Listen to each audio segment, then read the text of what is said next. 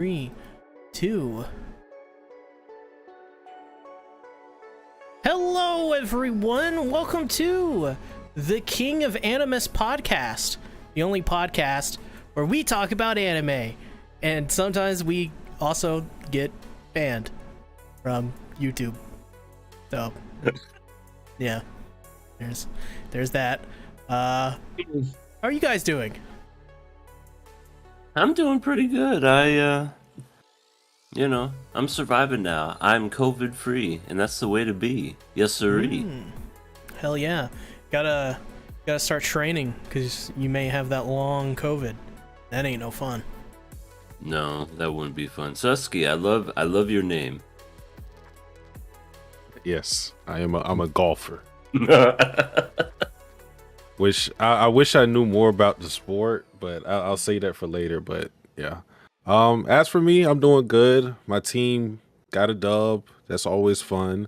Congrats. Thank you. Jimmy Butler is looking really, really good, and he's beating the allegations that were thrown towards him last year because he didn't do it. Wait, no. He definitely had a terrible performance. I don't know what allegations you're talking about. Different. Oh, okay. Sorry, different type of allegations. Yeah. But yeah, he's having a very good playoff series, and I hope that continues. Don't know where we can go. Celtics are looking strong, but basketball is consuming my life. It will for the next month or so. So that's where I'm at. Why did it jump to went from 5 concurrent to 17 in an instant? I guess because of the title. I felt originally the title was something or another about an anime, but I was like, we should probably talk about how we almost got banned, because that's a really interesting story. But EA, how are you doing? I'm still doing great. I'm COVID free. That's the way to be, and all that. But yeah, I can't complain. Just another day in paradise. Is this an episode of Haruhi? Where we just repeat the same thing? Satsuki, how are you doing? The fucking endless 8. Fuck me. I'm not going to participate. You're going to just have to write me out the story.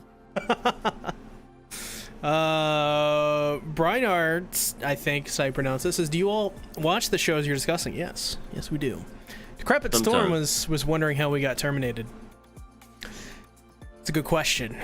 Should we? Well, yeah, we should go ahead and get into how we almost got banned from the platform of YouTube. That was a whole thing. So I had this account lying around for a while, for another channel that I had planned. I know I have a billion of them. But I was like, it's just laying around. I'll change the name to King of Anime podcast, and I want to move KOA over to its own channel. And so last week we started the whole thing, subscribe to the King of Anime podcast channel, all that stuff. It's in the pinned comment up top. You can click on the link, go check it out if you want. And well, we got banned. That channel got terminated just randomly on April the 22nd. Just got it. I was actually trying to log into the account, and it wouldn't let me log in. It was as if the account never existed. I'm like, what the hell's going on? It will not let me in, because I'm just trying to see what's going on over there. Catch up on things.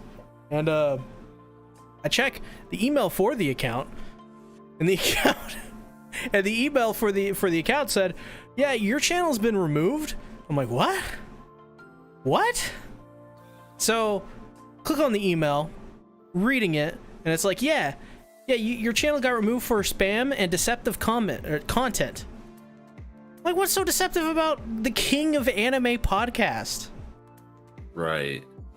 I don't even know. And what I thought was weirder was, you came out of nowhere. You were just like, guys, the channel's gone. And I was like, what? Because I thought it was. I tried to get on it a couple times. I just assumed it was some weird glitch or something. I don't know. Same. I don't have time for that. Right. And then all of a sudden, yeah, you said that, and I'm like, oh shit, now that all makes sense. And I was like, what do we get banned for? Oh, for deceptive content. Heaven forbid we talk about Shield Guy deceptively, which we didn't. Which, yeah, we did it. That was the weirdest thing as well. The only thing I can think of is that there was like a couple really angry Shield Hero fans, or Jaegerists. That's the Maybe only they just thing I figured think out. Maybe they figured out we don't actually like anime. No, We don't actually watch these episodes. I think it's they who don't like anime. I don't think they like the thing they say they like. I'm filled with love. Man, I Bum. just Dead. today, funnily enough, the Jaegerists were out in full force today on my channel too. It was I'd banned a lot of people. You were giving them hugs? No, I made a post about Armin, and they started calling him a traitor, and then they started going on and on about how Flock is king and stuff, and I was like, okay. Well, hello, r/Jaegerbomb. How you doing? Oh. Yeah. Yep. That's the only thing I can think of. Can't we all just get along? Figures are fun. I don't think so. I mean, like when you're detached, it's like, yeah, they're kind of fun. It's like they're just in their own little world. They are. I can just imagine them speaking their words that they talk to each other. Gotta get there. That's what they sound like. They sound like just like gremlins underneath the bridge or something, just going. Or like, I don't know, Charlie Brown adults. Oh my! Like they just speak in a language we don't understand. I can just imagine that conversation. What? We get it. You hate Attack on Titan. What? Okay. Yep. I don't know why they do what they do. It's like, you hate it. Move on. Go away, please. Find something else. I agree with that. It's like, why hate watch and why try to, I don't know, discourage other people? Just let them. If other people are going to hate it or like it, let them figure that out for themselves. That's the way I look at it. Yep. But the post of Armin I made was pretty cute, though. He's a pretty good-looking guy. Mm-hmm. Especially when he dresses up as Historia. If that's your thing. Kidding. Satsuki isn't, though. Speaking of Satsuki, your ult's in the chat. Yeah, not me. Yeah, it says they're like the Martians from Mars Attacks. I don't think I have an alt. Yeah, me either. No, you have an ult. Your special ability. And when you activate it, you go, nerf this! I had a special ability, then a lot of people are not going to be breathing. Because I'm using the hell out of it. Oh my god. The power of alcohol consumption. It's kind of a shitty power. Or a good one. I don't know which. I don't know what perks it comes with. I know a perk. Alright, I just came up with this. So Sasuke has the power to inhale a bunch of alcohol, right? Mm-hmm. He takes a lighter and then belches it up. And then just lights people on fire. He's got like a drunken master type vibe to him. I think a good power would be like something like Momo from My Hero, where like I drink and like the more drunk I am, I can like produce stuff, and then but the more stuff I produce, the more sober I get. Sasuke, you're producing a lot of Henny. Slow down. I can't. I must make more. That'd be a cool power. That would.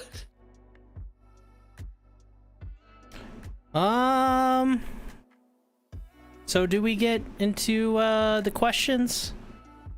No. Whatever. Let's get into them. Okay.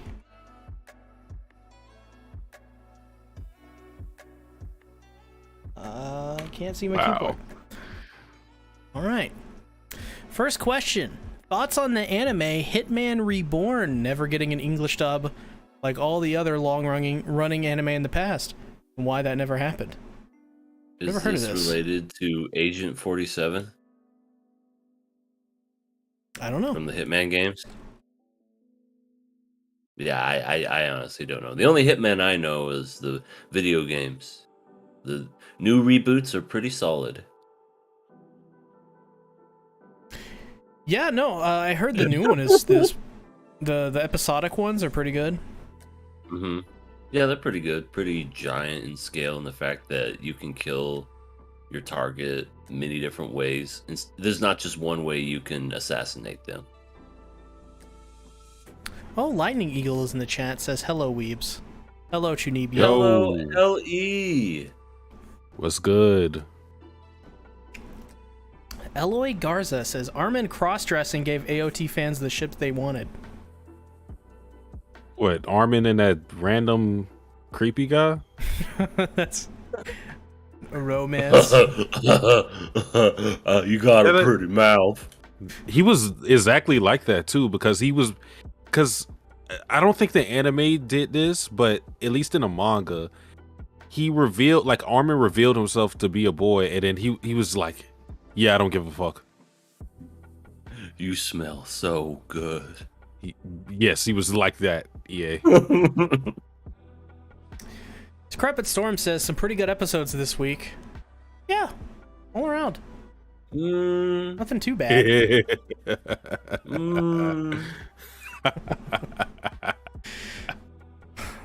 Decrepit Storm also said, I promise I won't make any more prophecies this time.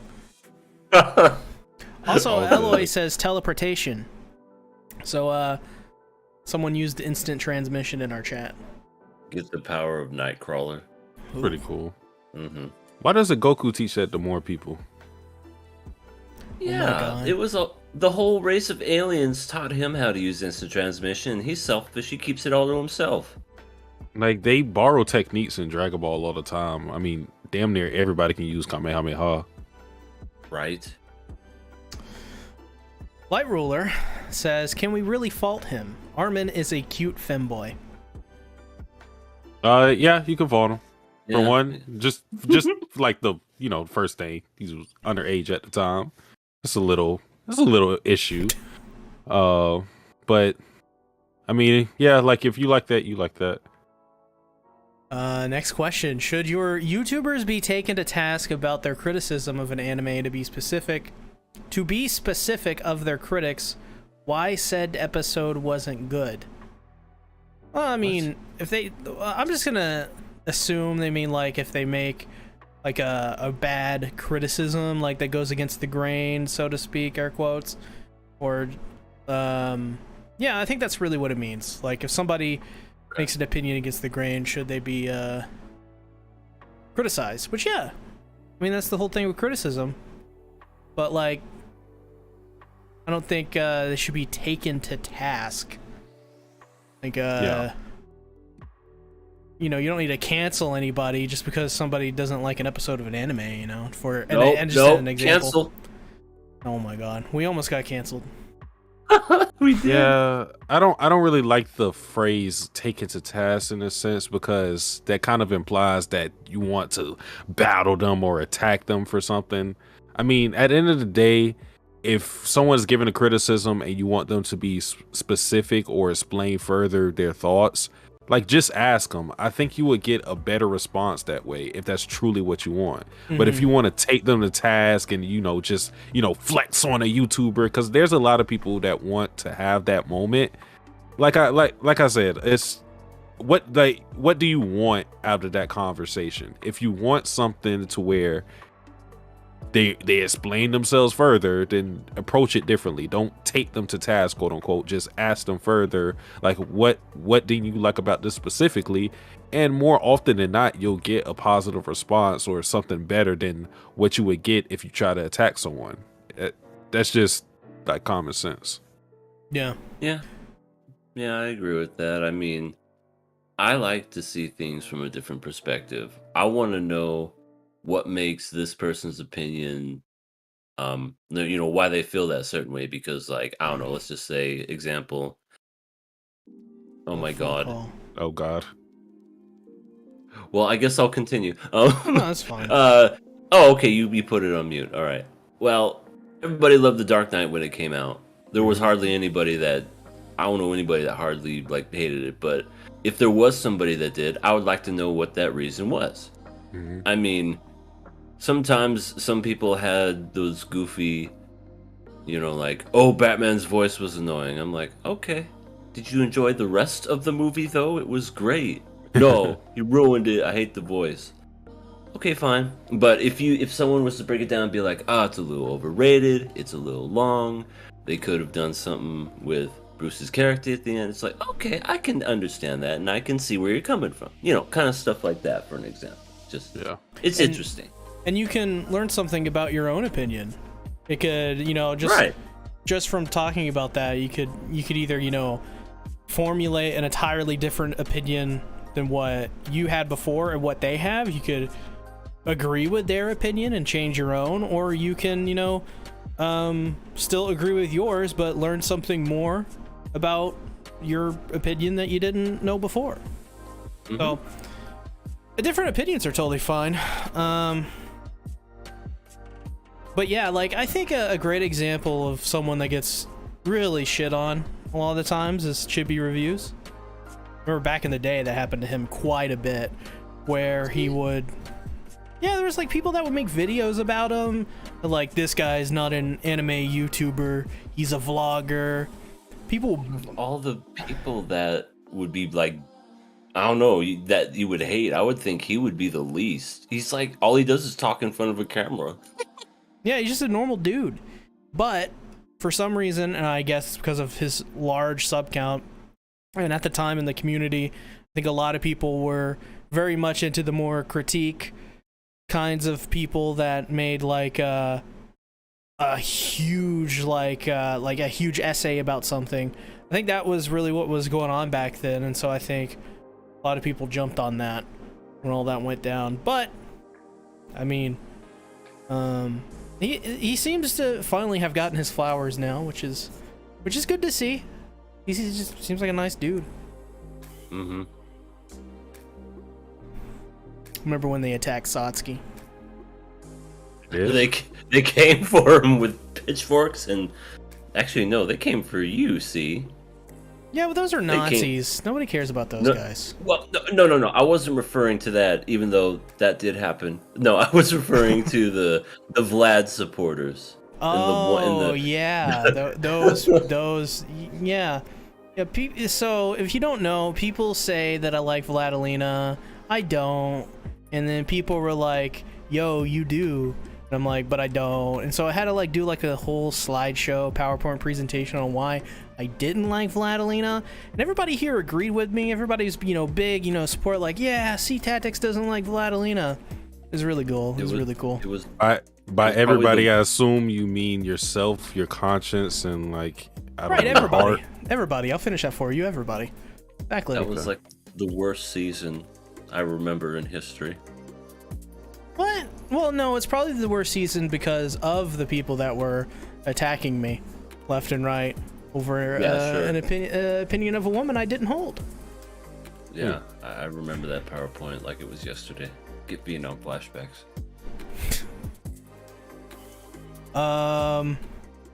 Next question. You're right, QRW6, I do. I don't know what you're talking about. What are the advantages of being a reincarnated character? Well, I mean, I guess you have the memories of the previous person, so you're like more mature. You're not dead. That too. Yeah. No, EA just gave like the perfect response. I would have never thought of that. But if you get summoned into the world of Konosuba and you have to deal with Megumin, Aqua, and Darkness, is that... It just depends on what world at that point. Like, the advantages don't matter. Do you seriously think that people would have issues dealing with Megami, Aqua, and Darkness? Oh, people Those think are all they waifus. People think they won't, but they will. Well, probably. Next question. Have any of y'all tried sweets with tea or coffee, and is it really that is it really that good that anime made it to be perceived? Yeah, coffee's great. And sweets, yeah. Oishi. I mean, I like sweets, but believe it or not, I don't drink coffee or tea. Like I drink nothing but water. Probably a good thing. Yeah, I'm not really a tea guy. I can drink sweet tea, but it has to be very specific. It just can't be any type of tea. I typically don't like tea unless it's lemon tea. Oh. What about Arizona sweet tea? Peach tea? I've never tried it. Peach, I think I've tried it before, but like I said, it has to be something really specific. But as far as trying sweets with tea or coffee, I'm more of a coffee drinker. Yeah, it's definitely overblown in anime. I mean, like anime typically does that with food, but oh my god, any food. Oishi. Oh man. Light Roller says living with Aqua would be my dream. Oh yeah, he's a big Aqua stan, so it makes sense. Next question. You guys need to cover summertime rendering and Kaguya-sama. Well, when you render in the summertime, your computer gets more hot, so you gotta turn on that air conditioning. True. Should we? No. I'm good. All right.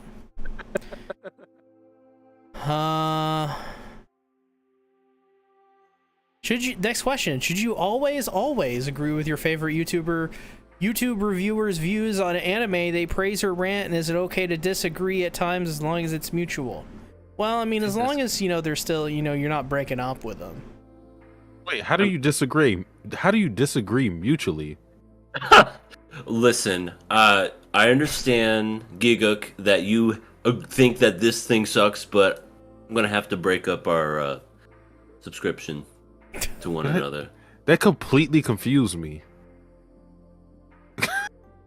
Well, I'll just answer the first part, I guess. No. Like you're your own person. You don't have to agree with someone with every view they have on anything animated related or otherwise. Like, exactly.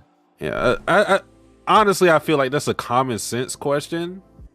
I know there are a lot of people who like take what YouTubers say and they hold that opinion themselves without thinking about it too much, but like at the end of the day, they are influencers, but it's just influence. You still are like the creator of your own world when it comes to like what opinions you're going to hold and what you believe in. So no, they shouldn't shape you to the degree that they're like controlling your thoughts. That's super scary. I believe in PewDiePie. He's a religion now. All hail the Pewds. I think we should disagree with Satsuki though. Mutually. Okay. I agree. Mutually disagree with Satsuki because it's Satsuki, it's not you, it's me. Exactly. I understand. You're just like the rest of them. Next question. Will you let the community choose what you guys get to watch? Possibly your boy Kong Ming. So this is from Chibi Reviews, I think. Chibi Reviews wrote to us? Hey! How you doing, Chibi? Well, no, I mean, I don't know for sure, but they're asking us to watch your boy Kong Ming, so... I don't know what that is. Like a slice of life romance anime about a feudal lord going into the future and who gets like a girlfriend with basically Marin. Kong Ming, is it a Chinese anime? Maybe? I don't know. Interesting. He like raps or something, or does music or something, but he's like a feudal lord. Really Didn't weird. we do something like this one season where we had the audience vote on what we watched? So, yeah, we got Sunny Boy. Oh, fuck. That's... We did like a bunch of other seasons as well early on in the show's life, but not much other than that. Sunny I mean, I don't mind that concept in of itself as long as whatever is being picked isn't, as long as it's in its first season or so, so that we don't have to watch watch previous seasons, then it's fine. At least just one show, that would be fine. LE says, Kong Ming is a strategist from the Han Dynasty who was sent into the future to help a girl with her musical career, Zhuge Liang, which is, it's pretty much, That is very kawaii. different. Yes, it's like the DJ girls. D4DJ. Yeah, D4. Next question. Who can moan the loudest? My guess is Satsuki. Who wrote that? Probably Light Ruler. I don't know if I can moan really loud, but I'm very explicit. Probably R-rated, X-rated. Ah! Oh my god, that sounded like when Doom guy gets hit in Doom. Ugh. I was just impersonating Kratos when you find that little secret place to fuck the girls. Oh, right.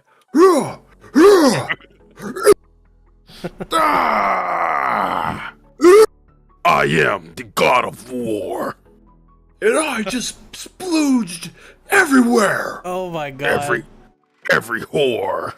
Oh my every god. orifice. Oh my god. Sorry. It's a Greek thing. Yeah. You wouldn't understand. So Satsuki is the loudest moaner. Confirmed. Next question is the letter A. So I guess we got to become VTubers for a moment. B? No, you just I'm gonna go with J. You just go. B. You gotta you gotta say it as if A was a word. Isn't that? So you'd say it, and then they take it, and what they do is they add echo to it, and then it gets 10 million views. What? Okay. Interesting. Okay.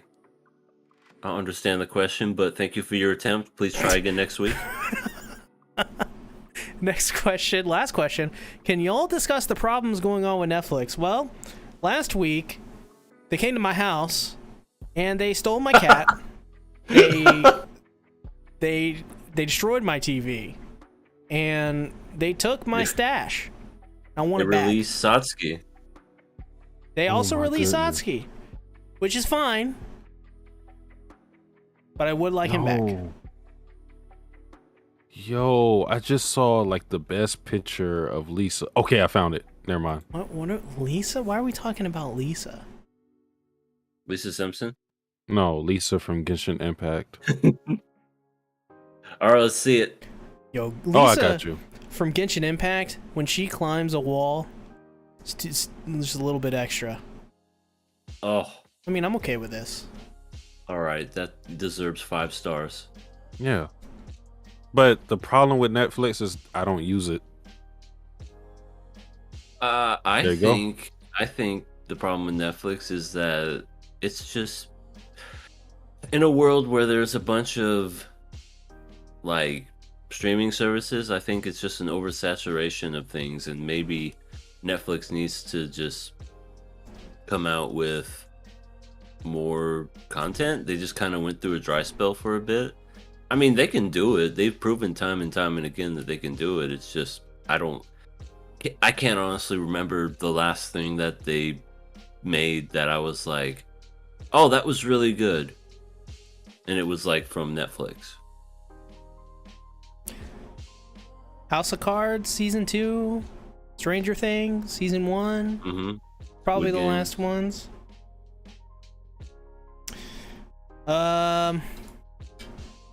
Final question, written in by me. Elon, when you gonna buy KOA? Didn't somebody else buy it though? Oh no, it was Miggles. Miggles bought it, but then she figured out what the schedule was for the show, and then she didn't want it back. She wanted to give it back. She returned to sender. She returned to KOA. Yeah. Wow, way to go, Miggles. But hey, yeah, Elon, please just hit your boy up. I know you're a busy man. Yeah. Make sure to give that Miggles McGiles a couple dollars too. Anyways, want to talk about the tortoise? If we must. So I first want to say this. You guys may agree, you guys may disagree. Probably somewhere in the middle, as usual. Story-wise, pacing-wise, you know, just like in terms of like comparatively to the last two episodes, just on that aspect alone, want to give it its fair due. It's the best episode of this season when it comes to that. Yeah, that's definitely by default. That being said, this is unfair. We are almost hitting TPN season 2 levels. Guys, I didn't think they could make the T-Rex from season 1 look realistic. That freaking tortoise. Oh, we're not in episode 2. We're on What the fuck was that? What was that tortoise? That tortoise looked so bad. I was in awe the whole episode. If they can make the Titans in Attack on Titan look badass, Mappa, they do great stuff with the CG stuff. I don't have a problem with it. I know some people did, but I loved it. But that tortoise, oh, that's PlayStation 1 graphic. And no, it literally is. Sometimes people will say like, "Oh, that's PlayStation 1" when it's like Xbox 360 graphics. No, this is PlayStation 1. That's Crash Bandicoot. Yeah. Oh my god. I don't even like. It's like I said. It's just unfair. Like for this series, where it's like it's just an isekai, kind of like almost like romp. This show didn't deserve this. Look at how they massacred my boy. That was your boy? No, I guess Shield Hero wasn't my boy. It was more of an acquaintance than anything. It's just like the family friend that, you know, Yeah. I don't know. Like Yeah, Friend they you see every holiday. Yeah. Right, Hey, Cousin right. just brings them over. Yeah, he's a cool guy.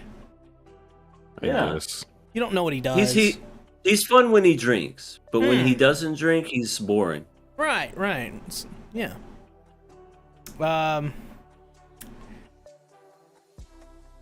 Yeah, I don't even know, guys. I don't even know. I literally watched this episode when it came out, I believe, or maybe a day after, and I never revisited this episode again. Like, typically, if I watch a show when it airs, like days before the podcast, I will watch it again just to refresh my mind on it. I had no desire to watch this episode at all.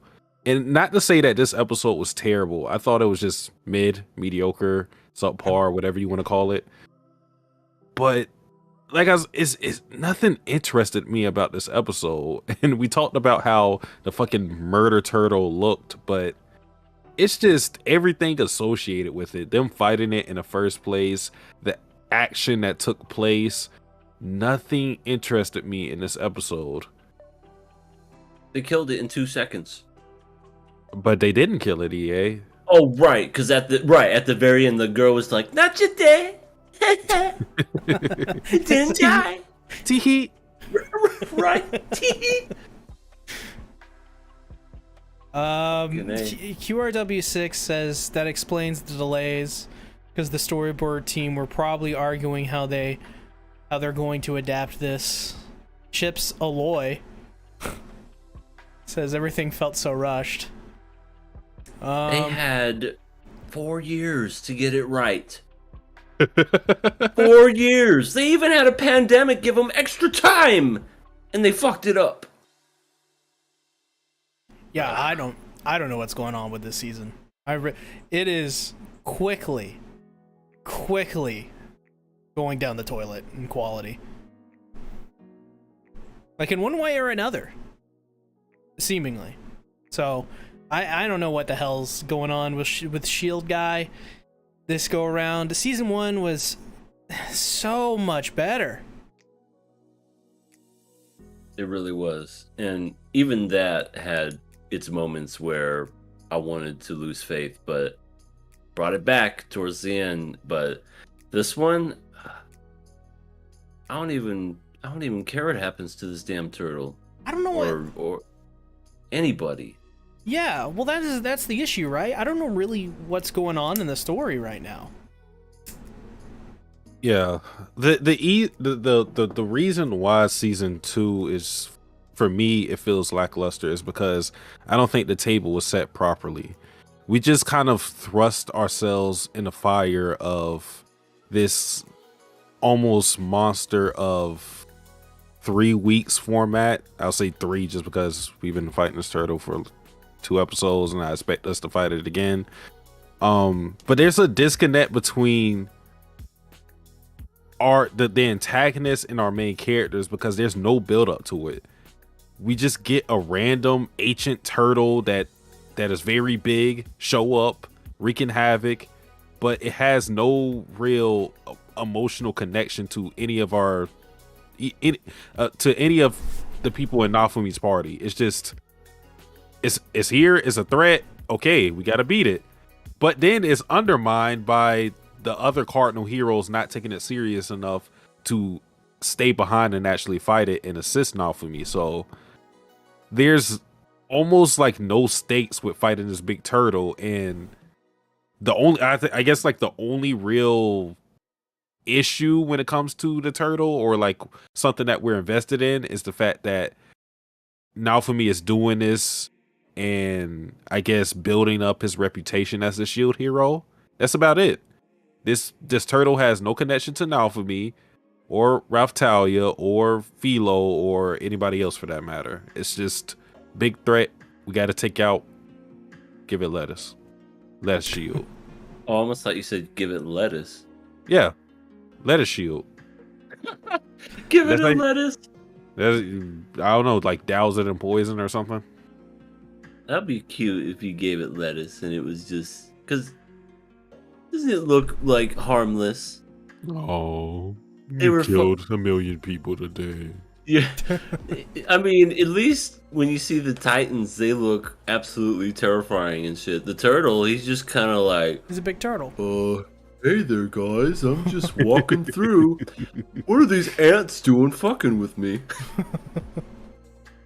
Yeah. QRW6 says Shield Hero only had the revenge plot and didn't have anything in regards to a major plot due to the focus on the revenge plot. Yeah, that's becoming very apparent. Very apparent. Without what made season 1 unique and interesting in the first place, we got a really generic anime with Shield Hero, and that ain't good. Yeah, because I think the issue is the fact that we're at a point to where, although Naofumi isn't respected by every single person, he's already gotten enough praise and achievements for us to look at him as like, yeah, he's really made it. But that's really the only thing we were working towards with the series, is to get him to the moment that he's at now. Of course, he could, be like the greatest hero of all time, but it's like we already got our cake, and at this point we're just they're steady trying to feed us little chocolate bars or something. It's like we already got our fill, so I don't know what else is left, because there's nothing really keeping us here in terms of character motivations or anything like that. So it's in a weird place. Yeah, like or QRW6 says again, Shield Hero ended with justice. The stuff after is just power fantasy. We need to strip away that power fantasy element, because that's what made Shield Hero so good in the beginning. It's like, to bring up Kratos and God of War again, it's like at the beginning of a new God of War game, you started from nothing. And you built up that character, and you built that power fantasy by the end of it. And then you get that fantasy and get those power-ups, and you go, yeah. Like right in the crevice. What if this season, instead of Murder Turtle, you got Shield Guy now Fumi being like broken up from the rest of this, his group, and he has to find them all. Like they all like do what Mushoku Tensei did. Like I was thinking the same thing. Yeah, do a cataclysmic event where they all get separated and they have to find one another. Like, that'd be interesting. This season's also only 12 episodes long. They could absolutely do something like that where, just screw whatever the source is, do something interesting, like, maybe now Fumi for these first 12 episodes is just, he's trying to figure, he can't get it up. He's trying to figure out what to do. Raftalia isn't around. He's confused. He's fallen. He can't get up, and then he learns to fight without the help of his comrades. And does that take a toll on his character? Does that not? Like, go into that stuff. But like, what we have now is just like, I'm super overpowered. Now Fumi-sama, go and take out whatever this threat is and return to the base, and we'll give you currency. He's gonna get like $2 for defeating that tortoise. It's a fetch quest. The anime. It's just. And ugh. I'm reading what Chips Aloy said, and they said the supported cast isn't it. I agree with this. I've never really been a fan of everybody else other than Now For Me and mine. Hot take, but this could be salvaged because they do have seeds planted to where it could grow into something interesting, because Raftalia has the whole thing of the demi-humans and them being discriminated against. You could go a certain route with that. With Philo, she has the whole thing of becoming like the next heir of the Philolis, so you could go somewhere with that. But I mean, this so far in the season is just random threat, and maybe that ties into something else to create a bigger thread, but 3 episodes in, not looking too good. Oh, you know what would be even cooler for a concept? They go season 1 is the exact same, and then season 2 and 3 is all of them splitting up, because like, as you say, like Philo is like heir to the Philolials or whatever, the next queen, so she goes off to do her own thing, and then Raftalia goes off to do her own thing, and then whatever woman is in his party at whatever time goes off to do their own thing, because they have other interesting things in the world to do. And then now it just focuses on Naofumi once again, and then you still get a really compelling story, because you can pay off them going away and exploring these other things. But right now it's just a retread of season 1 without the things that made season 1 great. Yep. Man, things were downhill when mine got the name change. I tried to tell people when she became a Scooby-Doo villain, everything just, I don't know. It just wasn't the same. It was never. Let's see who was under this mask. It was Old Man Mine. Actually, I lied. Because it did get a little interesting, because we had the heroes from other places, just like Now For Me. Like, that was super interesting with Glass and the rest of those guys, but yeah, they're not here, so I'm not interested. Instead, we get a familiar of the tortoise. Yeah, and then green hair. God, I hate her. And Granny Chon. Granny Chon? Yeah, she's alright. The Gilf. And then we have Pinky, And then old sacrilege. Who the Old sacrilege. Uh-huh. all right. That's the one that rides the horse. Ah, the horse. Yes. QRW6 says it's on the author at the end of the day because it could have made because they could have made Naofumi be away from the kingdom and travel around where he is praised all around, then visit the revenge plot. Find some way to prolong it or end it. We could have had this in the middle of the revenge plot, just saying. Good We point. could have been superstars. Those middle episodes weren't the greatest in season 1, but yeah, I mean, honestly, this series, it feels like it's not even in a holding pattern. It feels like they ran out of ideas. And I don't know. I think for me, there's a certain amount of goodwill with season 1, but with season 2, there is none, and I don't know what it's doing. So I think I'm just gonna kill it. All right. I have to send it off with a Filolio.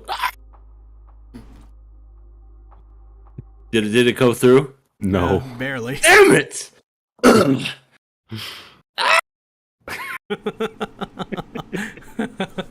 There, that's the best I'm gonna do with this microphone. That was my last Filolio screech. Rest in peace, Shield Hero. I'm killing it.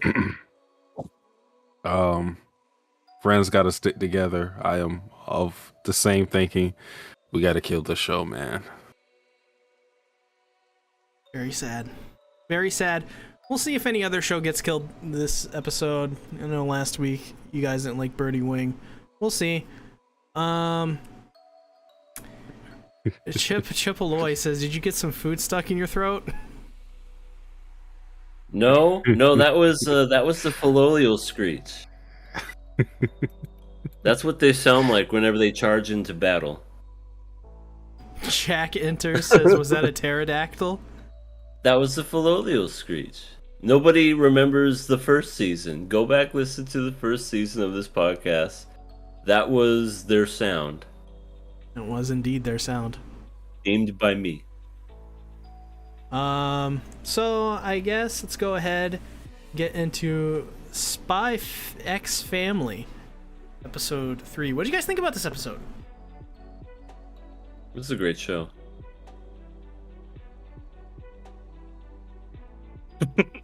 That's it? Oh shit. No, I mean it's a really good show, but I think Yor got a little more crazy in this episode. Yeah, kind of showed her. I wouldn't say like sadistic because she wasn't being like she wasn't torturing anybody, but definitely like I don't know. She was just blushing over knives and guillotines. Hell, she was fucking fondling a butter knife and like molesting it as if it was like something that she had never felt before. Like, look at this little butter knife. I love you, little butter knife. Please be mine.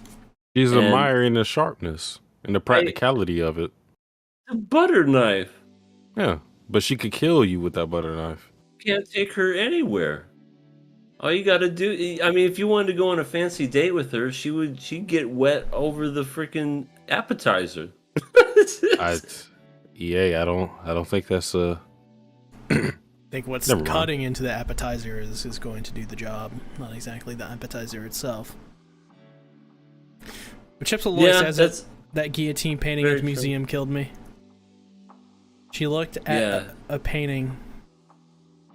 Oh my. I can see why Satsuki likes her. She's probably just thinking like, this is a fun way to kill someone. And she's probably never done it before, assuming, since she's assassin. So Assassin. you gotta think she would probably be a big fan of 1,000 Ways to Die. That would be her porn. Probably. That would be her her just escapism from reality, just like, oh baby. Oh, you can kill someone with that, Sugoi. Oh, they choked on a fucking fish. I love it. Fun See person. that one on 1,000 Way to Die where someone legitimately died because they farted in their room and they died of methane gas poisoning? That sucks. No, I didn't see that one. I used to watch it a lot though when I was in middle school. This is why I have issues. I seen the one where someone died because of breast implants. Oh my god, and it like bursted? Yeah. Oh, that's rough. Yeah. Decrepit Storm says, get someone who looks at you like you're... Wait, get someone who looks at you like you're looks at the guillotine. I agree. Mm-hmm. Usually good if you do that. Light Ruler says, Anya's still the cutest baby. I agree. Anya is... She's literally just a kid. Like, she's just a kid who's having fun with her weird family. I think that's what makes her so enjoyable. He stopped the robber in his tracks saying, I want spaghetti! And then, yeah, that he was able to recognize, that's that same guy. And I think like Anya's way to get Twilight to like see that you should take notice of that, because I'm going to keep it real. Anya's not that smart, okay? No. And that's not a bad thing. She's a kid, so it makes sense. But she is smart enough to not reveal her ability to read minds. And that's not, at least to me, that's not because she's conniving or anything like that. It's probably something that's been instilled to her to never reveal that power to anybody. The fact that she is able to maneuver her way through situations like that and not reveal that she can read minds is like, it's probably because of her background that she's so cautious around revealing that information. She gets weak whenever she gets overstimulated. Yeah, the crowds affect her heavily, so don't take her to a concert. Oh god. I mean, I wonder, because we saw her in a museum, and museums, at least the one they were in, weren't like too crowded, but I wonder if it's like something to where if she hears strong emotions that it really affects her. Because like maybe if you're in a place to where you're not really thinking too much about stuff, because like she got affected in a crowd where it's like this political protest. Like that would make sense to where everybody's fired up and the emotions are stronger, and she was affected like that. But maybe if she's in a crowded grocery store, it wouldn't be too bad because the emotions wouldn't be as high as they were in the other situations. So yeah. Mm-hmm. Yeah, that's true. She knows what boobies are. Oh yeah, that's true. Papa, look, her boobies. It reminded me of that episode of Family Guy where Chris was just saying, boobies! Oh my god. Chris, stop saying boobies. Boobies! And then they're like, I told you to stop saying that word, boobies! They turn around, do the Men in Black flash. What did you learn today in school, Chris? That fire trucks are fun. Yeah, no, Anya's great. We love Anya. She is one of the most enjoyable, I would say, characters in this series, and it's surprising that EA doesn't want to kill her. She's not a lolly, and she's not annoying. She's a little kid. Frederica, I want to stomp out. Oh my God. I gotta stay true. But when it comes to Anya, she's a sweetheart. Mm-hmm. She's pretty much everybody's daughter-roo. That would be great to have Anya as a daughter. Maybe not the mind reading part, but everything else. She seems She'd always know pretty you good were kid. lying. She would. She would. Though I will say her reaction faces in this series are absolutely incredible. Where her eyes are really big, but her pupils are the one that are like super small. Yeah, that one's so good. Oh my god. I love every time Yor says something really psychotic and crazy in her head, she always, it's like she regrets being near Yor at that time. It's so great. I love when they finally like Anya and Yor hold hands and Yor's like, "Oh, reminds me of my little nephew when he was little." And then she says something crazy, and then Anya just runs away and hides. Yeah, what she said exactly is when she was younger, she held her little brother's hands and she hugged him and accidentally broke 2 of his ribs. Yeah, that's what it was. Oh man, How strong is she? Incredibly strong. I mean, Man, she don't look it. I mean, when that lady had her purse stolen, she jumped the rail and like covered a lot of ground in mere seconds. Yeah, she was fast indeed, but I don't know. Where does she hide it? Where's the muscles? I mean, it is anime, so. Hello, new people in the chat. How you guys doing? Enjoy your stay. No. New people! Decrepit Storm said, "I love the shot where it solely panned down from Yor to Anya's shocked face." Yeah, no, that's great. That's an amazing gif.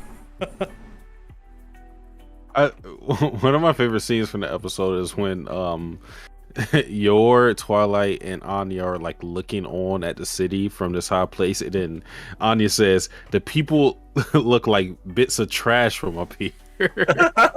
And then Twilight's like, "Where the fuck did you get that from?" She's like, "TV show." TV show. That's where I saw it. No, it's just such a kid thing to do. Kids will do that. They're random as fuck. Very impressionable. Mm-hmm. They're definitely absorbent like a sponge, and she was this episode where he was trying to teach her stuff.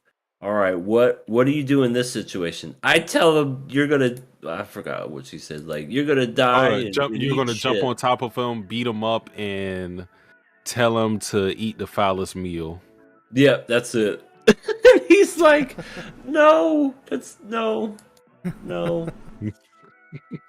But that's what kids are. Trust me, I know. They pick up swear words from you, and you're like, "Where did you get?" Oh, right. You got it from me. My bad. QRW6 says Spy Family's holding this season up as a new series. Yeah, I mean, I agree. This is a really good show. Yeah, this is definitely enjoyable. Yep. Even if yours is a little crazy. Even if she's a little crazy indeed. She's a little crazy, but you know what? I don't mind. I do. A little bit. I mean, just a little bit. Like if she took those urges, like if she's just like looking at that knife, being all impressed of how sharp it was, and then took that and stabbed it in my eye, then I'd be a little concerned. You know, I'd raise a little concern and be like, excuse me, I can't see out of my left eye. So, yeah, that's what makes Spy Family so good, in my opinion, is the fact that it can kind of change the story with the tone at the drop of a hat. Because we talk about like your psychotic and murderous tendencies, but that could easily become a serious plot point. Because I mean, a person like worshiping a guillotine painting is not exactly normal. And just their backstories in general, with Twilight being a spy and Yor being an assassin and Anya being a telepath, like all of that stuff can be explored seriously at any point in time, and I think we will all be invested because we are all interested in these characters. So at one hand, it can be used for comedy, and on another hand, it could be used for serious storytelling at any point in time, however they will it. So yeah, it's pretty interesting. Yeah, I think that's one of the reasons that makes Spy Family so great, besides how the character dynamics are and how they play into one another and how they almost thrive off one another.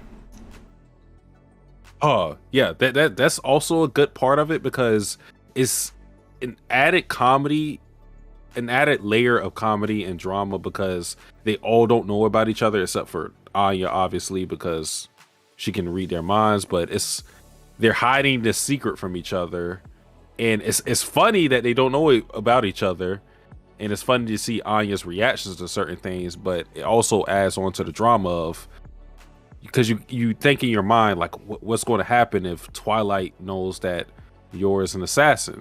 Would the mission break down, or will he try to find a different wife? Will he try to kill her? And then it works vice versa as to, like, what would Yor think if she knew that Twilight was a spy? Are they on the same sides? Because we know the West and the East they have beef, and what would she do if she was figured out as an assassin? Would she try to kill Twilight? And Anya's kind of in the middle of all this, so yeah, it's super interesting. I'm gonna have a video hopefully next week, but if not, maybe this week. We'll see how things go, about pretty much a part of this, because I think there is so much interesting things going on with Spy Family that you either take for granted or you just don't even notice. And I think that's by design, because you almost notice it subconsciously. So yeah.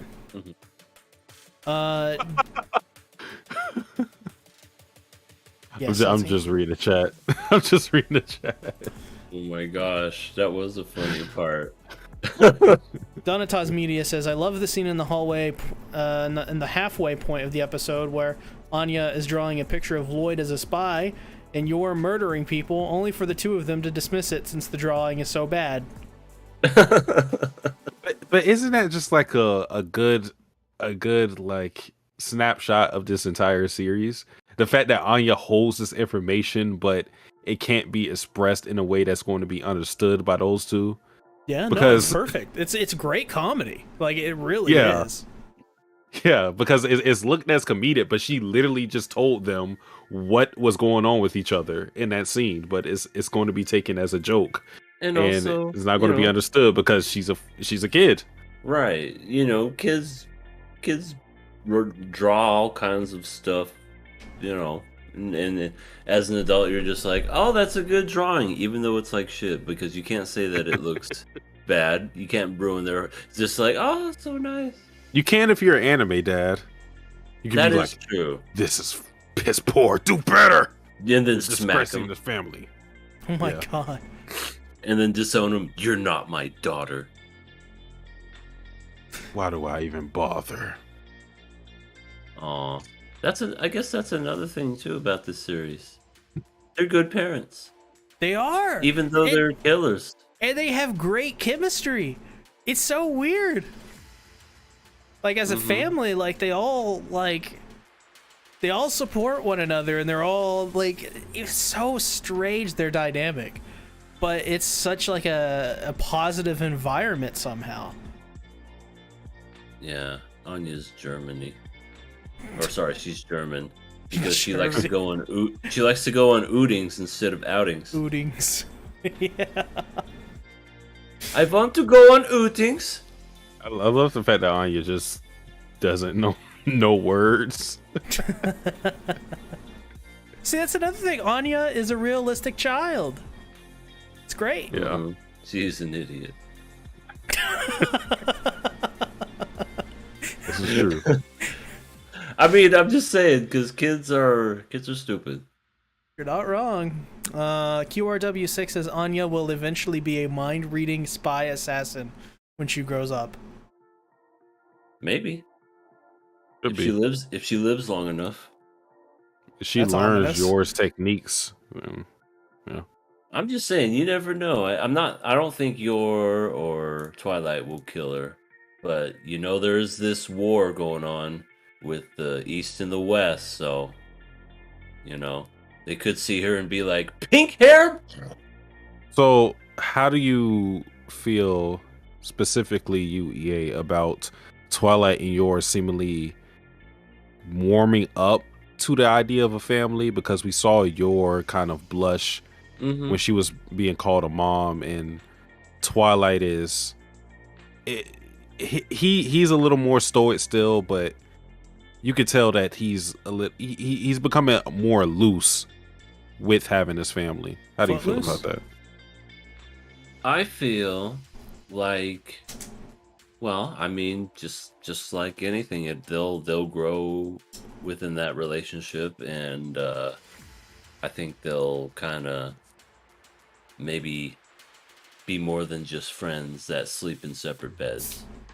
Maybe they'll, be more than that. They'll become an actual legitimate family, and They'll actually become love friends each other. that sleep in the same bed. Sure, there are those, but what I was referring to as like an actual married couple, like lovers, people that legitimately love each other. If things keep going well, I mean, obviously, not every relationship and not everything in there is going to be perfect, because there's always bumps in the road. You leave the toilet seat up, and things like that happen. So That's a bump in the road. Oh, trust me, when you have a girlfriend, that's an important thing. That is an important thing. You put that toilet seat down, or they're gonna fall in. Anyway, if yours sees that toilet seat up, I can imagine some stabbing. I'm going to kill you, Twilight. I mean, if she's in a dress, then fine. Yeah, I mean, You have a time limit. Enjoy life until yours comes to kill you. it's a very good point. It's a very good point. You could be killed by worse people. Yeah, like imagine being killed by I don't know, foot who's like of a a piece titan. of shit. Well, yeah, that would be Raditz. pretty bad too. Wait, Raditz? Imagine being Freaking killed by No. Raditz. no, imagine being killed by one of the Sabermen. Like that's so Oh. shitty. Oh, Yamcha. And by the way, people always say that he lost that fight. No, in fact, he tied. Yeah, because they all died. Yeah. I don't know. People always say that he lost that fight, and it kind of bugs me. Because I'm like, Yamcha doesn't get a lot of W's. Like, at least don't allow that to be a loss. He tied with him, as pathetic as that sounds. Or Yamcha. He can never catch a break. They poke fucking fun of him all the time in Super. He's just the butt of the joke in Super. It's like, look, when they were playing that game of baseball, look, Yamcha is in a fucking crater the way he died whenever Vegeta killed him. Isn't that hilarious? No, that's not hilarious at all. He's standing right over there. Man, God. Yeah, they did him dirty. Fuck. Sean, if you ever want to be on the podcast, open invitation. We'll talk about your greatest role ever as random guy Berserk. He doesn't even do Yamcha's voice. That's Chris Sabat. No, I'm just saying, we're talking about Dragon Ball Z, like same era as Berserk and around the 90s, so to speak. So, I think it would be, maybe, Sean on the podcast. Oh, one thing that I feel like needs to be mentioned is like Twilight and yours sense of morality in this episode being kind of explored, because we saw this old lady get mugged by a random thug, and Yor immediately went to go attack the guy, try to find him and retrieve the purse back or the money back, and Twilight hesitated and then pretty much just chucked it up as she should have been more careful. What do you guys think about that? I think I'm stealing that for a video.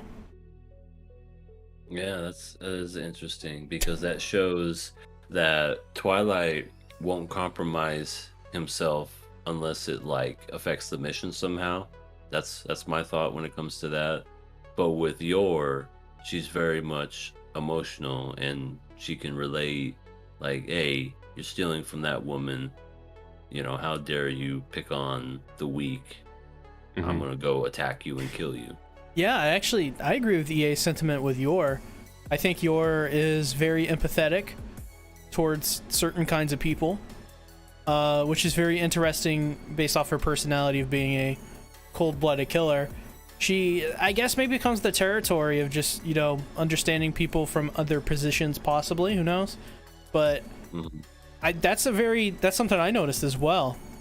Is Yor is very empathetic in certain situations. As for Twilight, I don't know. It seems he just seemed like he didn't, well, as EA said, didn't want to compromise the mission. Didn't want to risk it.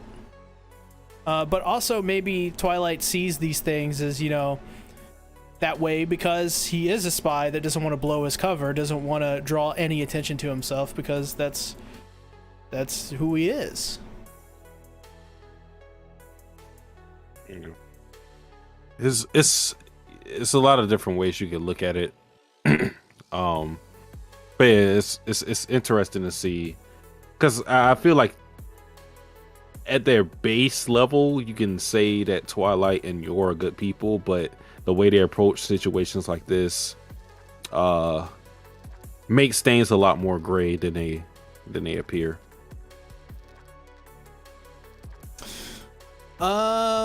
Let's see here. Catching up with the chat. QRW6 says, I guess in reference to Anya, that she can have her own series when it's said and done. I agree. I think any of these characters really could, honestly. Call it Kicking It with Anya.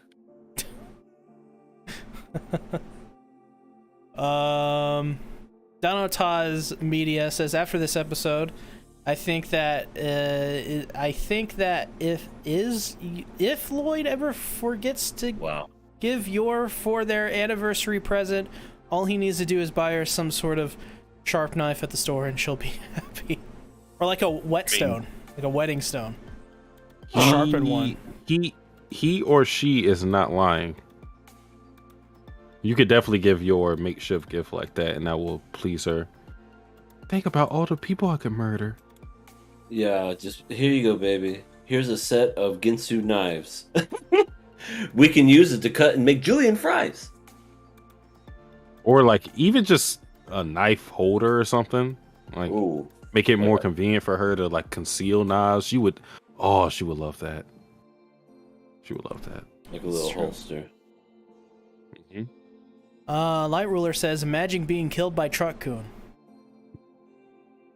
There's a lot of people that Truck-kun has killed. Truck-kun is so bad just because it comes out of fucking nowhere. Literally, it's always the person going, eh? And then you just see the light. I'd be tied by shoe. Yeah.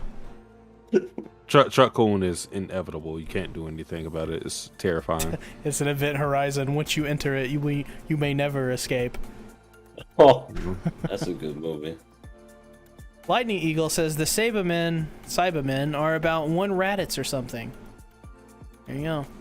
Yeah, I think they actually did mention that. Definitely didn't seem like it, but yeah. Gian Hawk says hi, hello, and as well, haven't watched Spy Family yet, but it seems very popular. Yeah, I mean, if it's very good. Very good.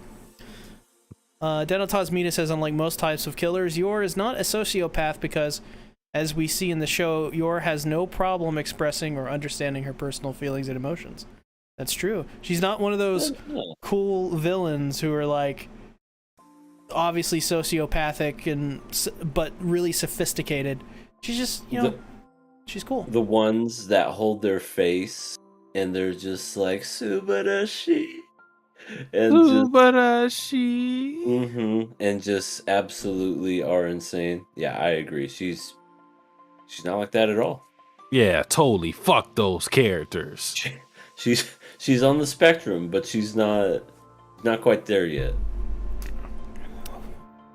Jeremy says it's the most adorable episode I've ever seen. Well, there is an episode of Banana. So. It was adorable. I think the only thing I want to mention before we stop talking about the show is the fact that I found it interesting that Twilight was so he felt so burdened with this mission, because even at one point he was like, maybe I chose like the wrong daughter, the wrong person to adopt, because he was trying to drill into Anya and your what they had to do to get into her school. I found it interesting that for the first time and probably ever, he has to rely on amateurs to get the job done, because I imagine that because Twilight is a spy, that he can do his mission solo and he can get things done with relatively ease, because it's just him, you know, it's his abilities. But now, not only does he not get to rely on other spies, but he has to rely on people that are moving very unpredictably. He doesn't know how they're going to react or what they're going to do or anything like that. So this is his toughest mission. It seems like a very simple mission, but it's very tough on him, just for the sheer fact that he doesn't know how this is going to play out. Yeah. Before we get... I gotta tell you, the internet monster almost got you. Uh-oh. Me? Yeah, you sounded all crackly and stuff. I'm like, the internet monster, but then he went away. Well, what did that, I think his name was Spiros, Game of Thrones. What do you tell the god of death? Not today. Not today, internet monster. Maybe tomorrow. Well, before we get into if we're going to kill or pass this, I want to remind everyone that King of Anime Podcast has its own channel now. It's in the pinned comment in the live chat. So go over and check that out. Subscribe to the new channel, because at the beginning of next season, maybe sooner, we'll see, we are moving the King of Anime Podcast over to that channel, and it will be exclusively there on that platform. So I think that's pretty cool. We did that because it'll help the podcast grow. Also help my channel a little bit too, as the YouTube algorithm doesn't like it when I stream on this channel anymore. In fact, they hate it. It's kind of killing my channel. So yeah, we're killing or passing this episode. Pass. Easy pass. Right. I pass it too. I think it's a great episode. This anime is the best of the season, easily, without a doubt. Next, Komi-San, or Komi Can't Communicate, season 2, episode 3. What'd you guys think? Komi? This show's overrated. Oh my god. I'm kidding. I just wanted to see what y'all said, but no, I'd be horrified. This show is great. The only thing I know a lot of stuff happened in it, but the one thing I remember the most from this was the giant dude with the small face trying to eat with Tadano, and it was just like freaking Komi-san was staring at him the whole time, and he's just like, why do you keep staring at me? Oh, good stuff. I just love, I mean, it's in the thumbnail. I loved when they were trying to figure out, like, what is the most realistic person they'd be in a relationship with. Like, the ninja guy is with the slow talking girl. That was wholesome too. Like, it was surprisingly wholesome. And he was like, she would be a great mother, and I'm like, you know what? You ship it. Why not? She freaking, he had a hard day at work. He's like, I think I did something to get myself fired. And she's like, yush. And it's just like, oh, so wholesome. She, like, I could see her doing that as someone in a relationship. Yeah. I think we talked about like who would be the most like the person you would want to go with, just talking about personality, and the person that we chose ended up winning, Naka Naka. Yeah, she legitimately would be like the most normal of them all because Yamai is Yamai. Yeah. Yamai is awful. Yes. Are we gonna say that every week? I mean, as long as she's in an episode, I feel like we have to say it, but She is awful. She is what many would call the worst girl. Mm-hmm. Light Ruler said, "Can't believe Naka Naka won a poll. People sleeping on the Jimmy." It's not that people are sleeping on the Jimmy. I think the Jimmy is a good choice as well, but Naka Naka is easily the best choice. I feel like with Najimi, you would be paranoid because she knows too many people. Like everybody's her childhood friend, so that would be very like, I don't know. You'll probably be insecure. I know Like I'd be. who is fucking Todd? Oh yeah, I just knew him from what? Todd from the chess club, Todd Howard. It just works. Todd. Oh, that's it. We're broken up because you know Todd. Oh, now you know Todd. Last week it was Walt. The other week it was fucking Teddy. Teddy. Who's next? That guy? Yeah, I actually do know him. Ah! Oh my lord. Oh yeah, we also got feudal wife with a knife, Komi. That was interesting. I had to look up and be like, is that the same voice actor? Sure enough, it was. I was like, that's what she really sounds like when she's not the stuttering, stammering person. It's amazing. Yeah, it's pretty good voice acting. Mm-hmm. Like the first part of this episode of Komi-San was just Tadano kind of flexing how much he knows about Komi, just seeing her reactions to certain things and being able to like tell her mind to Yamai and Naka Naka, because they were like, we don't understand Komi, and then Tadano is just like, step aside, I got this. Yeah, I know. what she's actually thinking is she wants to fucking see the rainbows with everybody, and they just kept getting it wrong. So that's what it really did, I guess. Like in terms of actual characterization, it just showed that Tadano is very in tune with Komi. He's very perceptive. So yeah, Tadano, good boy. She missed out on that rainbow and just regretted it for like the whole day. That was just so funny. It's like, nope, she's still thinking about that rainbow. Yeah. They're like, she's still thinking about it. Great show. This season has really great slice of life shows.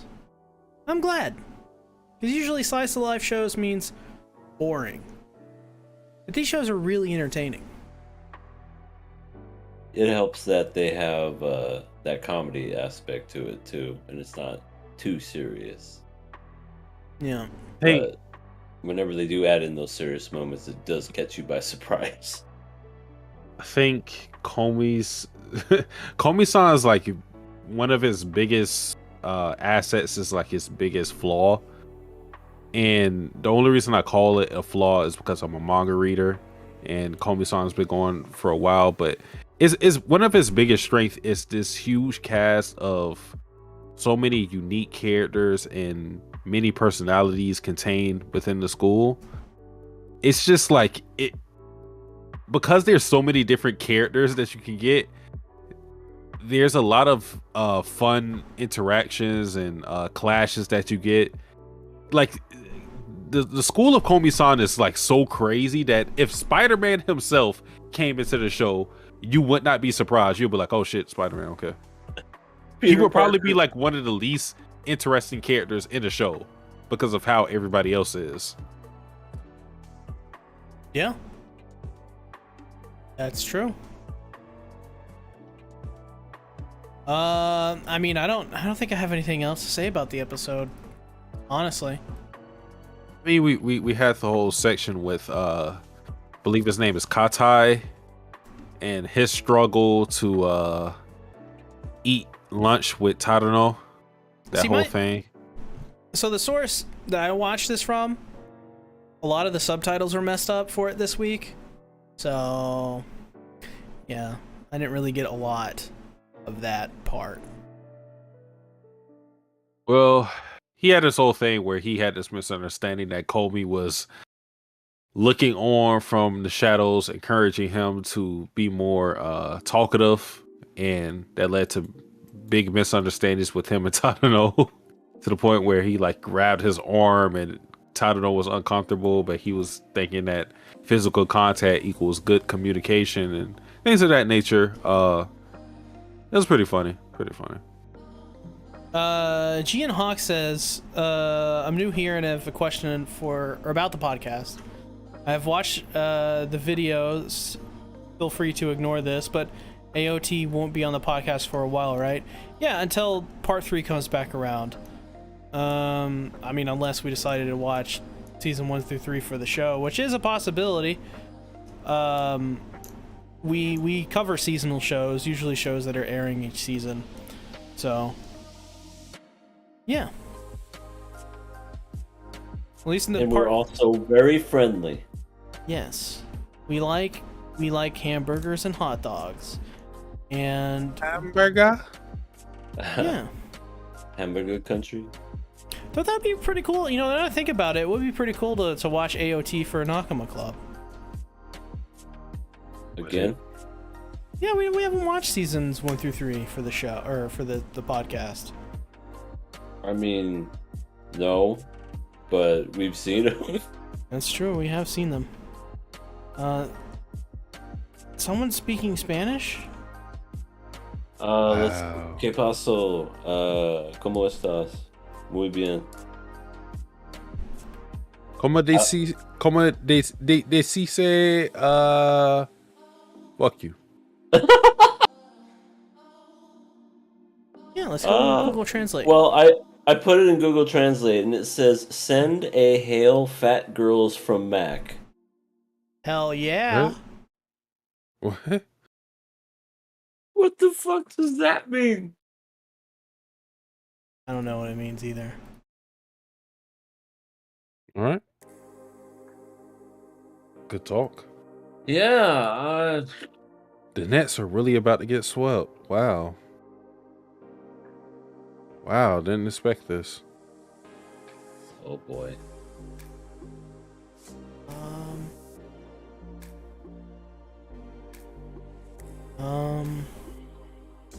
What's happening Should we right end now? it? Should we end it? Wait, We're end going what? I'm just watching the basketball game, and they're really about to get swept. Wow, I did not expect this.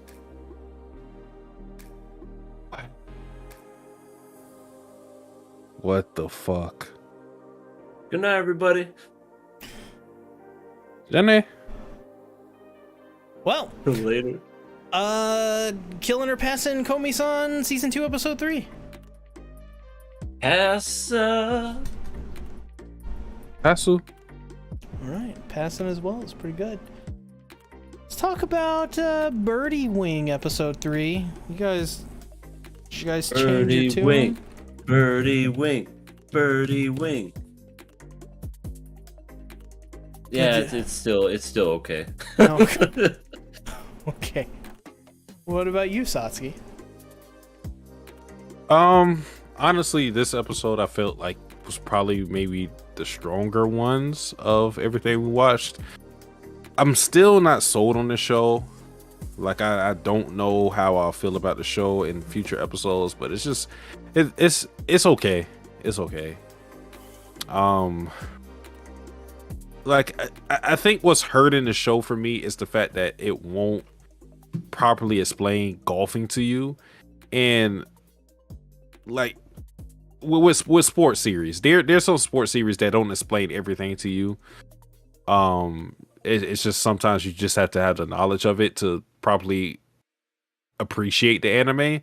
But even with a series like Haikyuu, they try to explain some things to you to really get you into the mold of the what they're trying to tell you. And I think, like I said, I think that's really hurting the show, the fact that because when they say they're explaining certain things in the show and they go like, oh, she's 3 under. I'm like, what the fuck does that mean? Is that good or bad? 3 I'm under assuming par. it's good. Yeah, it is good. They're 3 under par because if you're 3 under, essentially just means -3, and the lower the score it is in golf, the best it is. Like to win it all, like say the best is like, I don't know, like 15 under, -15. We should That's play like golf the with best. friends. Can we just go to the driving range? No, this video game. It's called Golf with Friends. Yeah. It's a golfing Remember simulator. golf with friends? Mm-hmm. Yeah. But that's essentially, and like I don't know if they're like different. I guess like whenever you get it into the hole, it's like different names for obviously hole in one's the best you can get. Birdie's pretty good. Eagle is better than a birdie, and then par is like 0.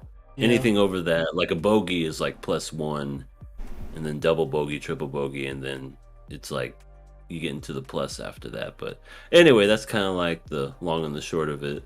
I only know this because of Mario Golf. Golf games, they're always fun. Don't know why. I'll play any of them. I'm so confused. Let's play some Mario Golf together, Satsuki. Yeah. You got a Switch now. I got a No. Switch too. What do you know? I'll buy it right now. Yeah. I'll buy Let's it right all now. play it. I'll buy it live on the podcast. Can we play it together? Hell just- yeah. Despite my confusion, I still think that this show so far has been entertaining. The whole thing of like power versus finesse has been done in a lot of different series, and Was that a Switch? no, Yes, it was. Oh. okay, maybe. Okay, yes, now it is for sure. I hear someone turning on the Switch. It's not me. Are you seriously gonna buy that game right now? As long as it's not $800. You might be able to get it on sale. But yeah, the whole thing of power versus finesse has been done. But it's one of those things to where I'm not mad at the whole trope because it's always interesting. So like the whole thing of Eve just like powering her way through the field is super entertaining. The unorthodox style of just plowing her way and not really thinking about things too much. But they did say one. No, stop thinking like that. But they did say something like one of the people who was like competing against her said like, "Oh, she doesn't have skill," and I'm sitting there just thinking, it's a skill in of itself to have all that power and still be able to control it, let alone just fucking hitting a ball as hard as she does. That's a skill. I'm sorry to tell people. I guess it's the whole thing of people. If I give a basketball comparison, a lot of people say like Shaq had no skill, or a modern example, Antetokounmpo has no skill. But I think being able to utilize your athleticism and size or strength or whatever is a skill in of itself. So like just from that standpoint, like the show is very enjoyable, but it still has things I don't really necessarily like about it. I hate the art. I don't understand where like the mafia influence comes in, because like, why is there so many mafia members interested in golf? What the fuck? Do you like the opening? Did you finally listen to it? Penis line. I keep skipping Penis it. line. I will keep skipping it. Oh, come on, penis line. No, Penis line, penis line. See, C Tactics knows the song. My name's Sea Tactics. See? Censor Myth says thoughts on One Piece return. Yeah, Satsuki, what's your thoughts? Oh God. No opinion. Leave me alone. Gian Hawk I don't says, watch One Piece, and if it takes me 1,015 to get to it, I no, I'm good. I'll do it in a week. Don't you have a Patreon Wait, that wait. says you have to get money to do it? Well, that's for the anime. The manga doesn't matter, but I do wonder how much of One Piece I could read in a week. 2 pages. You know what? We'll come back next week to the podcast with the answer. Okay. All right, we're gonna have a new One Piece fan. I, on the other hand, am still reading Watamote. Excellent. Man. I don't even know what to say about this episode, honestly. Penis Penis line. line. No. Eva's fucking in the tournament. Everybody's mad. She's being sponsored by a mafia group. Mafia group has connections to golf for some reason. Doesn't she look like she's ready to say, "Can I take your order?" in her outfit? I guess so. Is it Sorta. because of the hat? I think it's the It's hat. the hat and the colors. Like, if you look at like the outro or whatever, do you skip the outro too? I skip everything. Oh my god, the Okay. ending for this anime is really good. I skip know. the entire show as well. Satsuki, please pass this show. Next week they're gonna have the Viper Girl. I know. I got that. I got to that part at least. I always check for stuff after the credits because every modern show does this now. Like, I don't know if shows back in the day did this. At least I don't remember.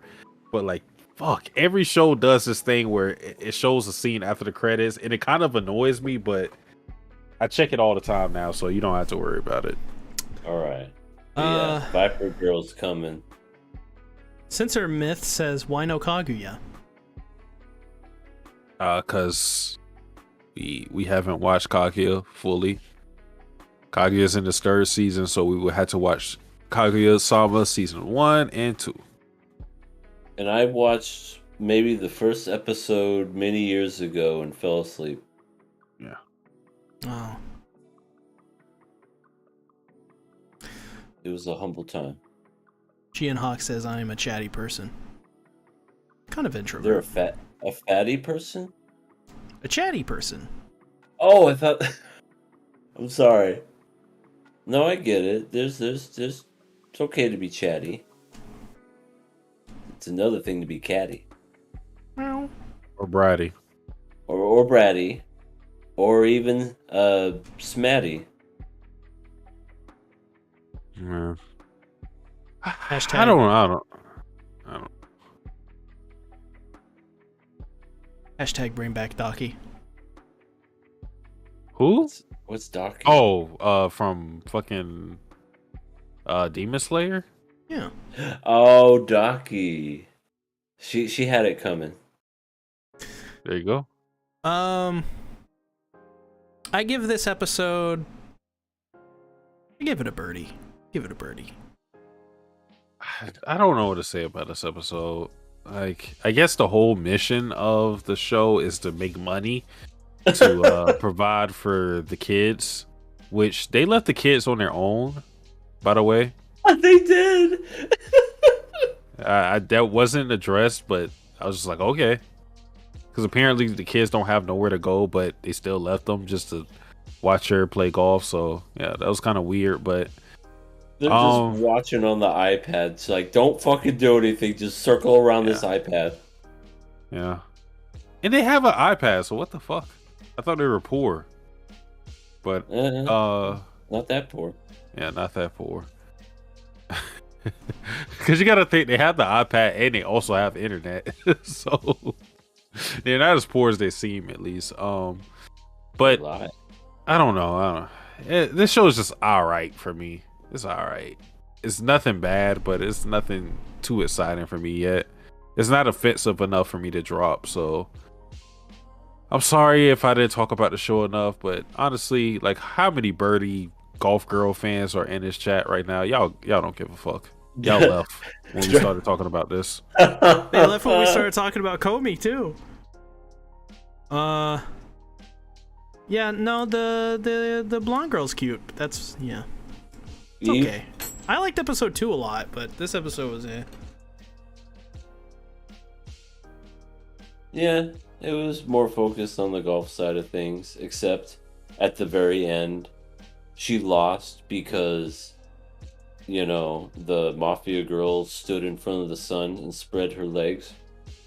And all. Oh yeah, I forgot about that. So I guess you rigged the game. That's what they were implying. Either that, or she has the power to control the sun. And That would be like the biggest fucking plot twist. Like even that one JoJo guy couldn't do that. I'd be like, I thought this was about golf. Now this is about superpowers and golf. What the fuck is this shit? Yeah, I guess you rigged it in some way somehow because of how confident she sounded that I forgot her name. Japanese girl was gonna miss. So wait.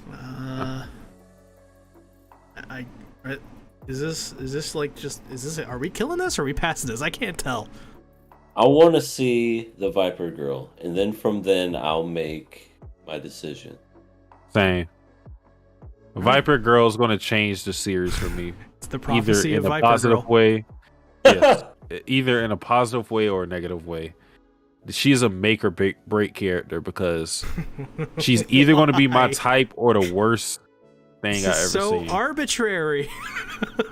You know what kind of characters I like.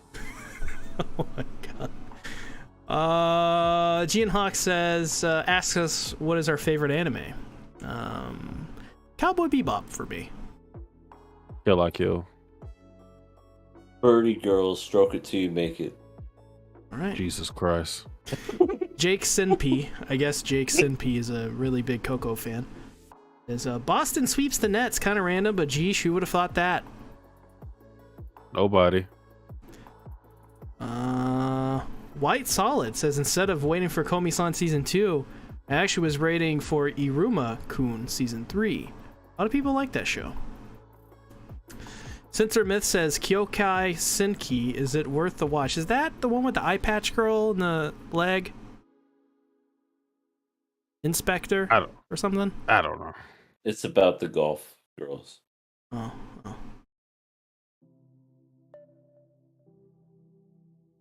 All right. Move on to Keep Your Hands Off Eizouken, episode 2. Easy breezy. Easy breezy. You know what that song reminds me of? It almost sounds like that MIA song. Get high like paper, get high like trains. Like it almost kind of has that. Paper Planes. Yeah, it almost kind of has that same flow to it, like the way that the singer sounds. When All I want to do is gunshot, shot. And a cashier song. And a take your money. Take your money. I love that. I used to have that song as my like notification soundtrack for a long time. Yeah. Because it was like the loudest fucking thing you ever heard of. So you would get a text and you would hear this, all I want to do is ching, take your money. Yep. It's like, did you get a text? Yeah. Hell yeah, I got it. My ears are bleeding, but I got it. Spirit Chaser says Kyokai Senki is the mecha one. It has an awful first part. Oh, that one. I know what you're talking about now. Opinion on people who watch anime and dub. If you like it, you like it. Whatever way you want to watch it. Should we have a opinion on people who watch anime and dub? It doesn't matter to me. You can watch it dubbed or subbed. Yeah. I love this show. I just gotta say that. I can This see why show you is like very- the tall girl. It's definitely you. It's Ah, I distilled love into a Sayaka. person. Man, I said it on Twitter, but I feel like this is like the anime version of Ed, Ed, and Eddie. Sorta, Just yeah. from Sayaka's perspective, because her whole thing is just getting the most out of whatever little she has. She's freaking Eddie. Yeah, for She's sure. Definitely Eddie, the brains of the operation. But which Uh, one's Double D and which one's Ed? Oh, Ed. Ed would be Hmm. like Ed would. Oh, this is kind of tough. Okay, because Well, they're kind of blurred a little bit. If we're Yeah. going, there's only one that's really distinctly one, but the other two are. I guess the model girl would Would be Ed. No. No, it'd be the other one, short one. Okay. I like chickens, Double D. it's hard because Midori is like the least intelligent out of all of them, so you would think that she is like she would be Ed, the one with 1D, of course, but then like Tsubame has all the resources, and I guess she would be Double D in that sense. So they're toast. Butter toast. so there we go. Sayaka is Ed or Eddie. Midori is Ed with 1D, and Tsubame is Double D. Good stuff. Good stuff. I love that show. Yeah. Can we have a Nakama club of Ed, Ed, and Ed? It'd be the weirdest fucking Nakama club. Ed and Eddie.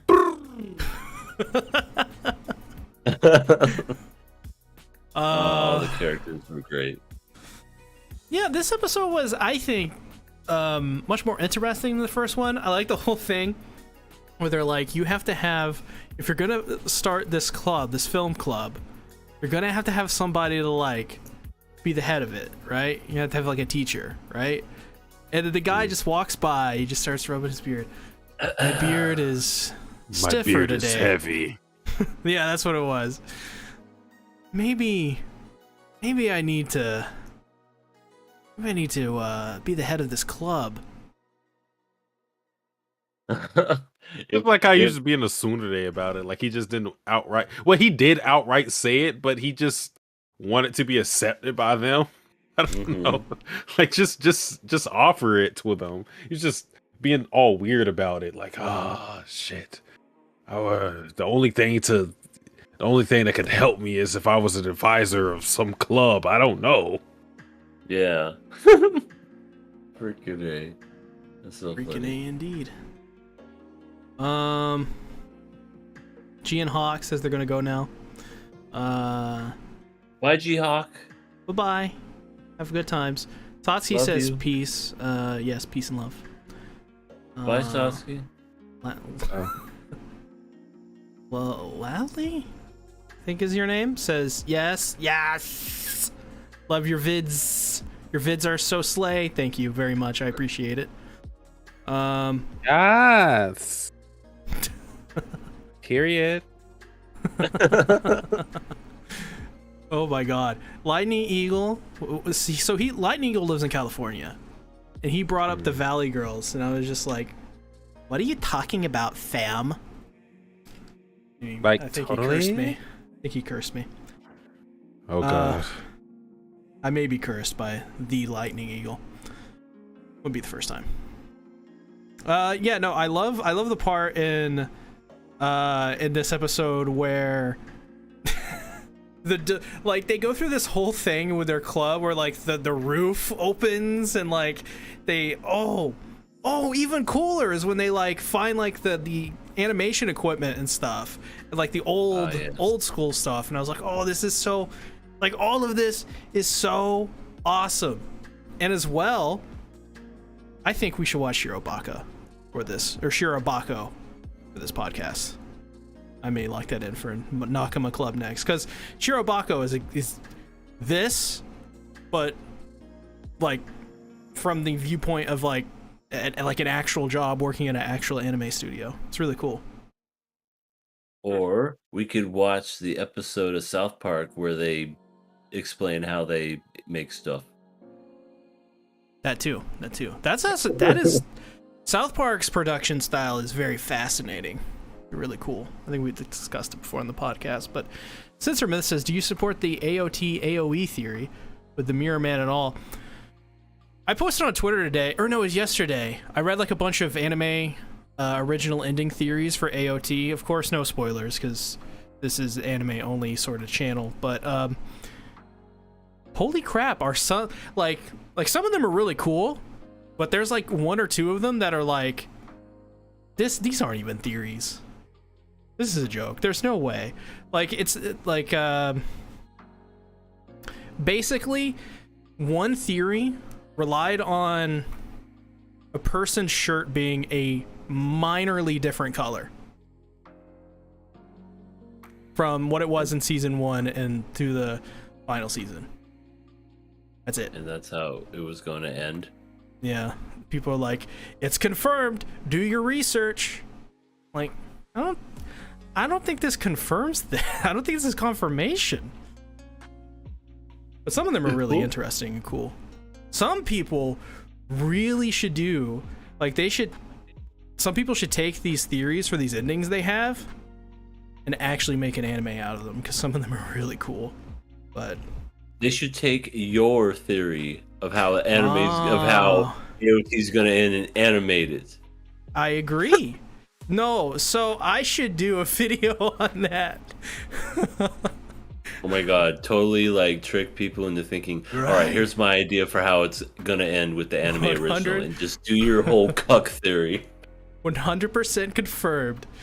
And Attack on Titan will end anime original. Not joke. That could be the title.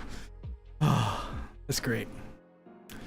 Serps0 says hi. Hello. Yo. Can we talk about in the show how what's her face fell and she got money for it because she recorded it? Yeah, she's just like World Star. That's yes. They were doing their imagination stuff that they did in these they did in this one, they did in the one before, and because kids are chock full of imagination. But yeah, I just thought that was funny how she's like, I'm falling, and then she fell, and literally she has her camera out, so concerned and everything.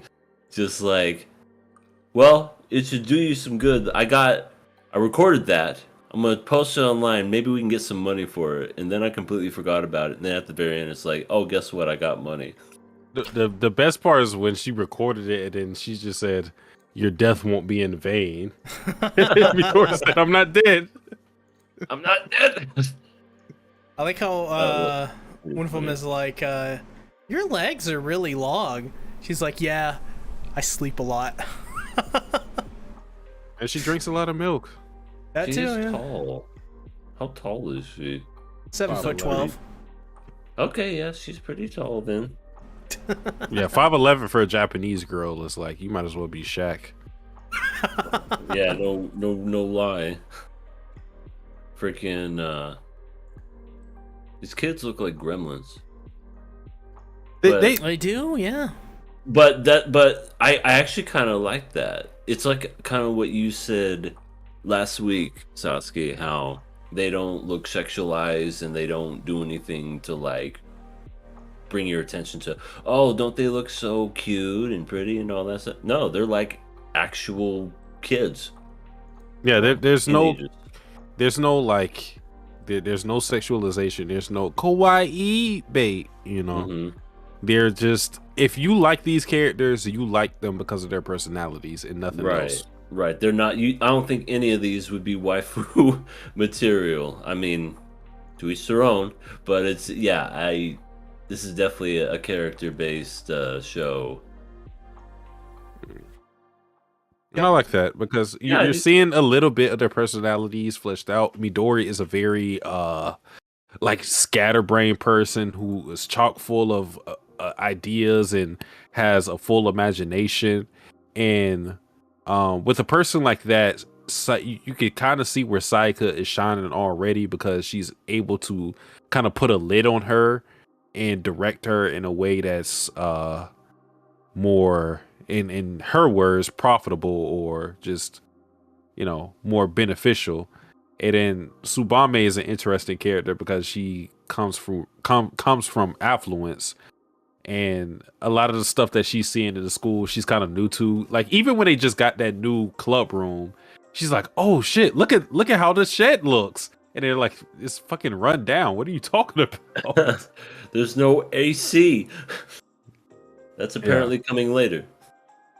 Yeah, so she has an interesting perspective coming from her background and like being new to all of this. So they all have something going for them. I still don't think this episode or this show has hit its stride yet. It will in the coming episodes, but it's setting things up, and I like it.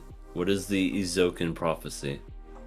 In terms of episodes, I believe for me at least, I started really getting into the show around 4 or 5. Okay. So it's coming up here soon. Like a flower. I mean, I still already like it. What I really like about the show is just Sayaka and the way she deals with people, because how she dealt with I don't know what you would call them. Like a teacher. I was trying to think of, I guess he wouldn't be a club advisor. I don't know, like I guess he is just a regular teacher, like a staff. Yeah. Something. But yeah, the way she was dealing with him was so funny to me because he's like, "Oh, you can't make anime because there's already an anime club." And then Sayaka does the whole thing of where she's like finding the loopholes where she's like, "No, well, actually, the anime club just researches anime and things of that nature. They don't necessarily make films, so we're a completely different club for them, blah blah blah." It just keeps berating him until he caves in. Right, he's just like, "Here, take this fucking key, leave me alone." Yeah. Sayaka's a very good businesswoman.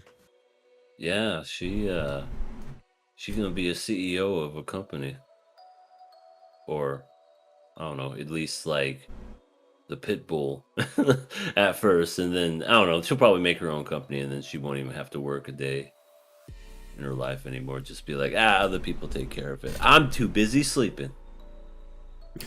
Well, is that it? They're on their way to make anime, so yeah. With how curious to see how they do that. Yeah, with how barren things are, like they've got their foot in the door, but it'll be interesting to see them add on to more things because they don't even have all the equipment they need. But you know, they're starting off, and as I said before, with Midori's creativity and even with Tsubame, because she's really creative in a different way, more channeled, and with Sayaka's business sense, this is a very good team. So even though I know where it's going to go, it'll be interesting to watch again how this all plays out. Are they going to get famous, or are they going to hit rock bottom? We'll find Is it going to be easy breezy or lemon squeezy? Right. Easy breezy. Well, EA, where can they find you?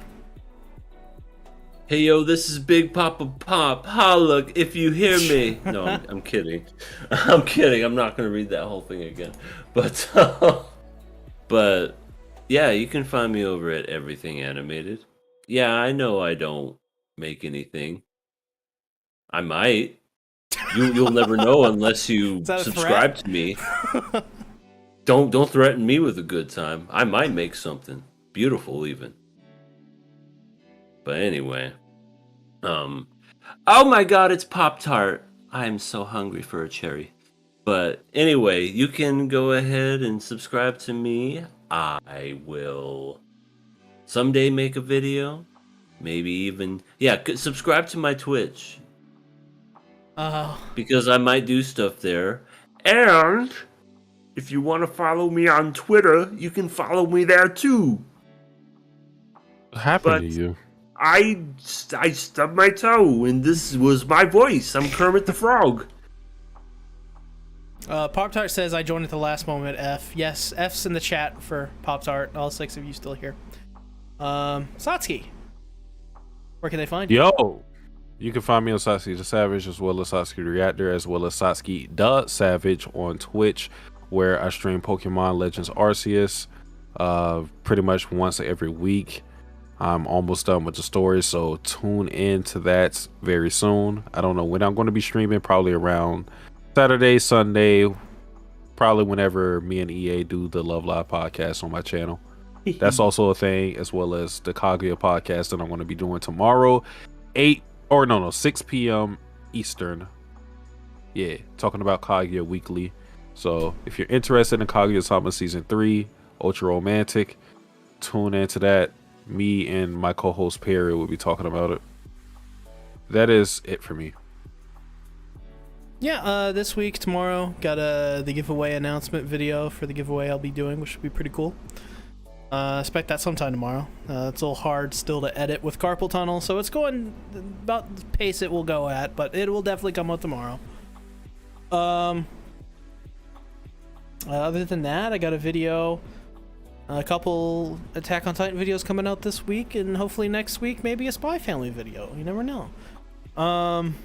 Other than that, that's kind of all I got as well. So, thanks for watching, everybody. Thanks for coming out. See you later. Bye-bye. Johnny. Later.